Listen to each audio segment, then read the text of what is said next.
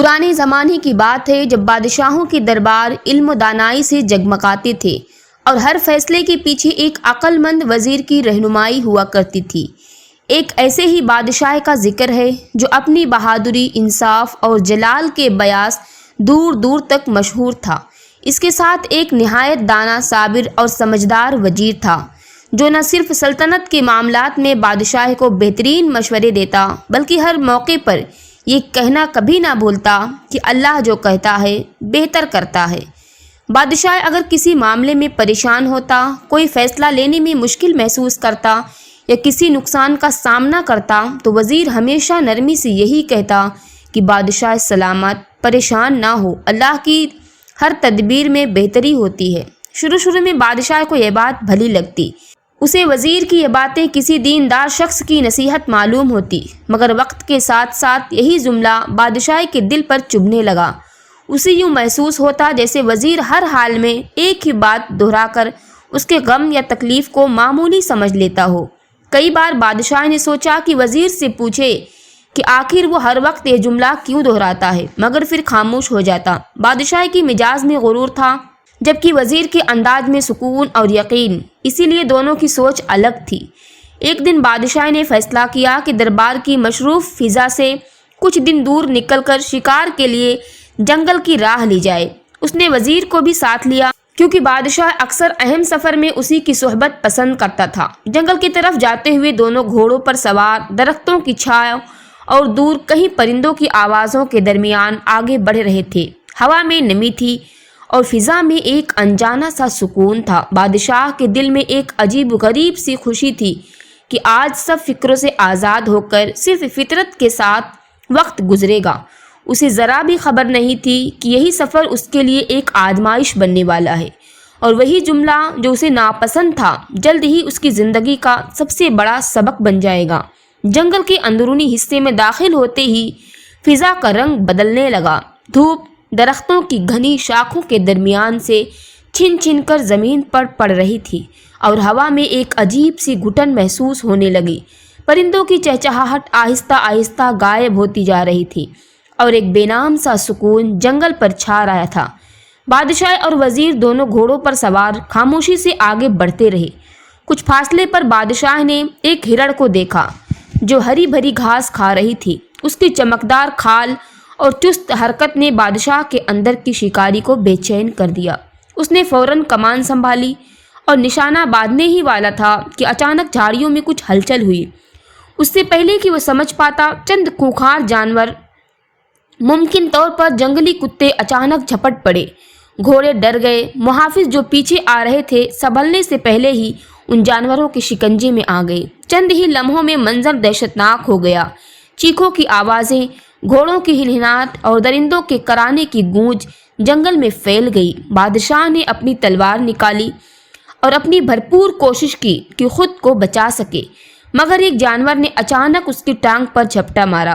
خون بہنے لگا اور درد نے اسے بے بس کر دیا۔ وزیر جو کچھ فاصلے پر کھڑا تھا اس نے فوراً ایک پتھر اٹھا کر اس جانور کی طرف پھینکا اور کسی طرح بادشاہ کو وہاں سے کھینچ کر ایک جھاڑی کے پیچھے لے آیا۔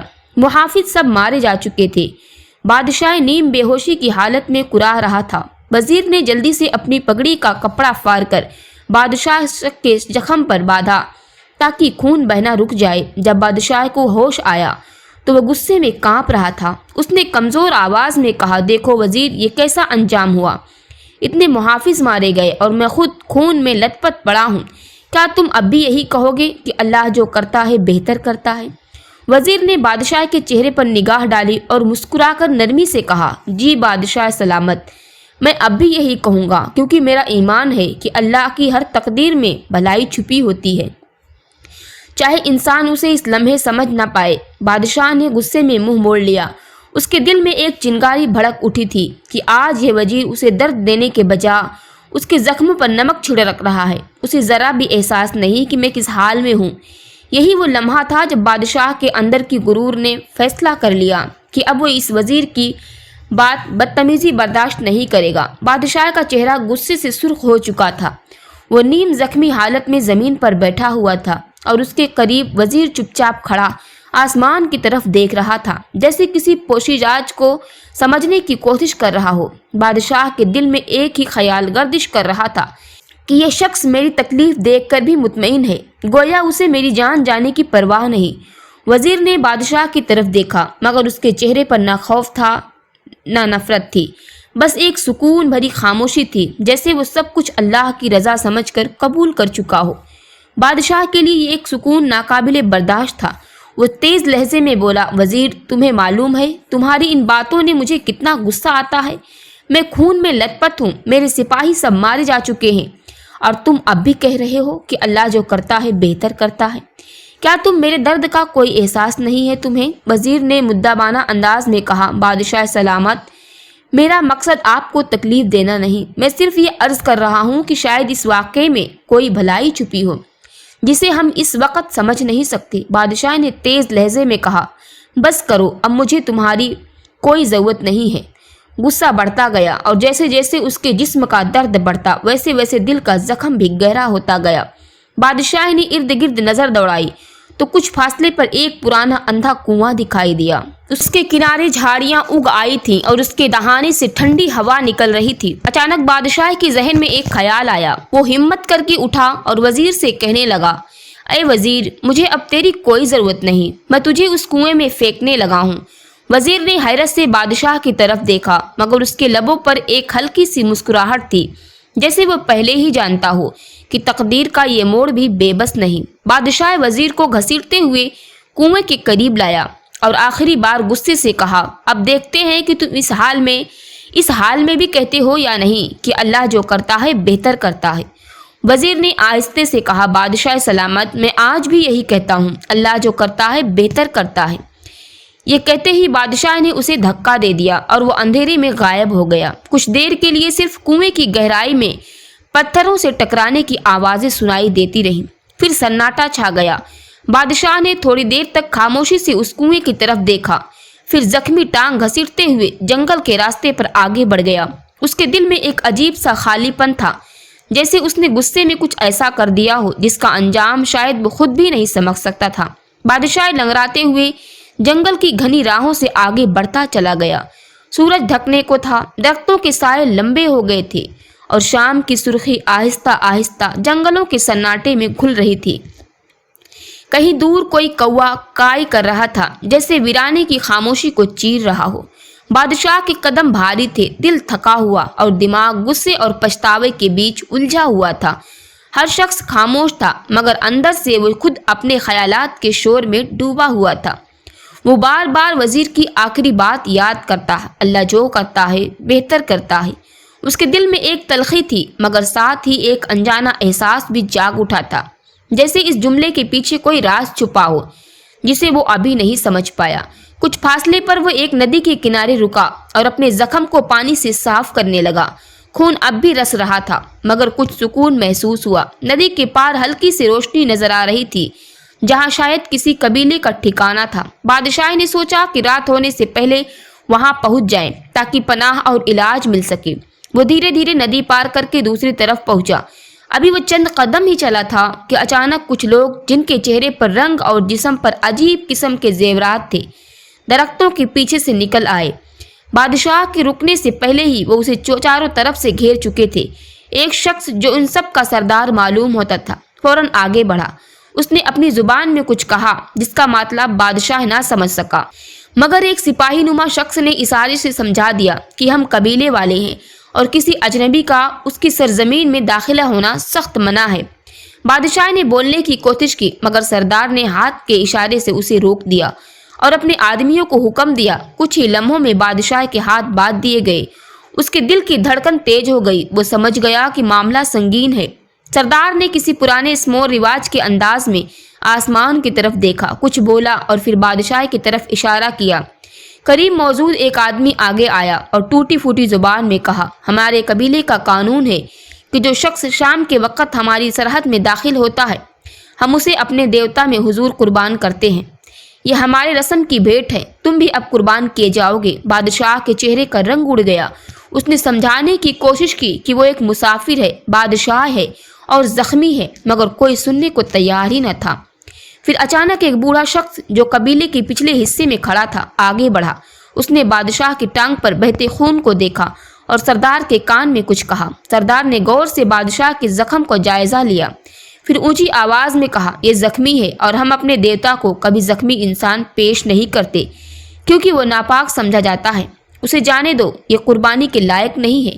یہ سنتے ہی بادشاہ جیسے پتھر کا ہو گیا۔ اس کے دماغ میں ایک ہی جملہ گونج رہا تھا، اللہ جو کرتا ہے بہتر کرتا ہے۔ اس کے دل میں ایک لجا سا پیدا ہوا، آنکھوں کے سامنے وزیر کا چہرہ گونج گیا، وہی مسکراہٹ، وہی سکون اور وہی یقین۔ بادشاہ کو پہلی بار احساس ہوا کہ وہ جس بات کو طنز سمجھتا رہا وہ دراصل ایمان کی میراث تھی۔ وہ ایک دم سے خاموش ہو گیا، دل بھر آیا اور اس کے لبوں سے بے سخت الفاظ نکلے، اے میرے اللہ، واقعی تو جو کرتا ہے بہتر کرتا ہے۔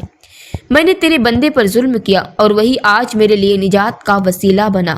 بادشاہ کا دل خوف اور شکر کے جملے سے احساس سے لبریز ہو اٹھا۔ اس نے زمین پر گر کر لمبا سانس لیا، جیسے برسوں سے ڈوبے ہوئے بوجھ کے اندر دب رہا تھا۔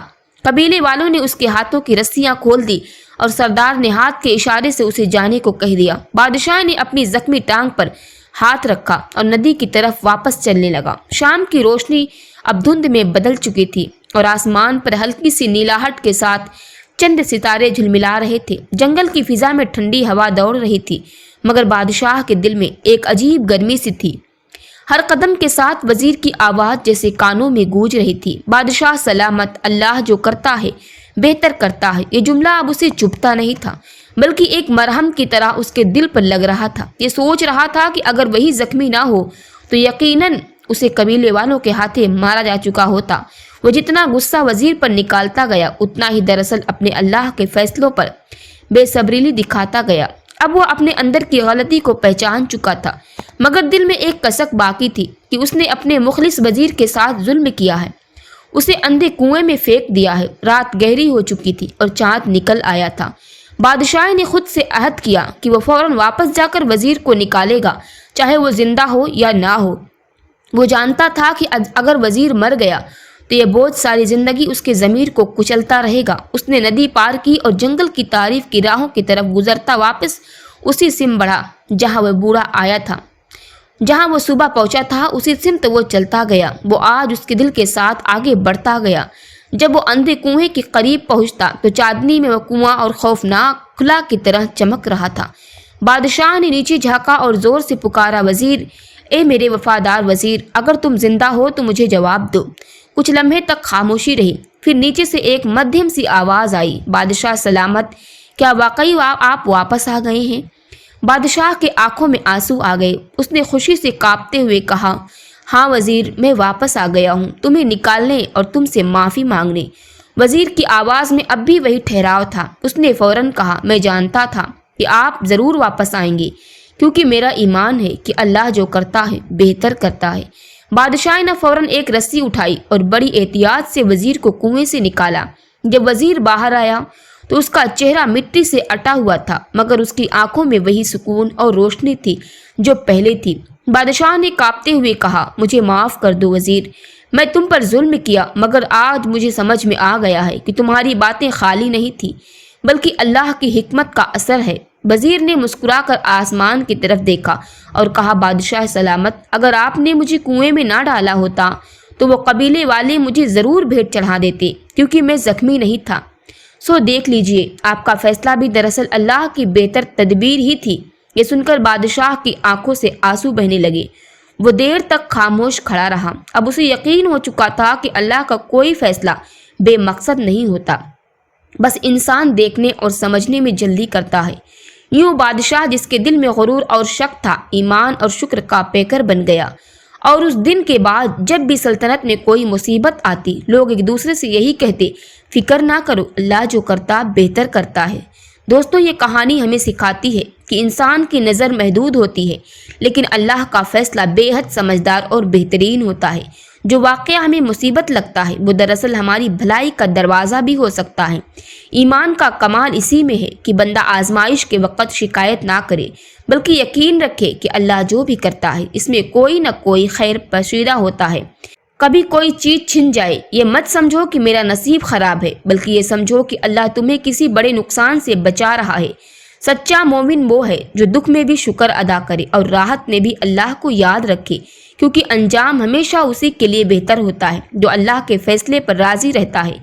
دوستو، اگر آپ کو یہ کہانی پسند آئی ہو تو ہمارے چینل کو سبسکرائب ضرور کریں تاکہ آپ کو ایسے ہی مزید اسلامک ویڈیوز ملتی رہے۔ شکریہ۔